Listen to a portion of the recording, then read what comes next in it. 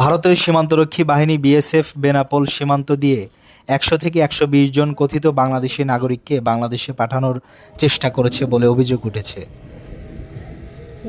সোমবার রাতে ভারতের হরিদাসপুর সীমান্ত নারী, পুরুষ ও শিশুসহ এসব মানুষকে জড়ো করা হলে বিজিবি তাদের বাংলাদেশে প্রবেশ বাধা দেয়।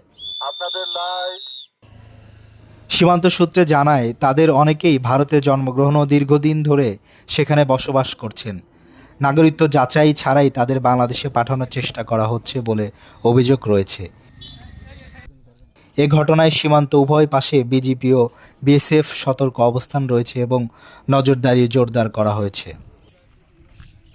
যশোর ৪৯ বিজিবি ব্যাটালিয়ন অধিনায়ক লেফটেন্যান্ট কর্নেল গোলাম মোহাম্মদ সাইফুল আলম খান জানান, বিএসএফ টিমটি ট্রাকে করে আনুমানিক ১০০ থেকে ১২০ জন সীমান্তে নিয়ে আসেন। তবে বিজিবি কঠোর অবস্থানের কারণে এখন পর্যন্ত কেউ অবৈধভাবে বাংলাদেশে প্রবেশ করতে পারেনি।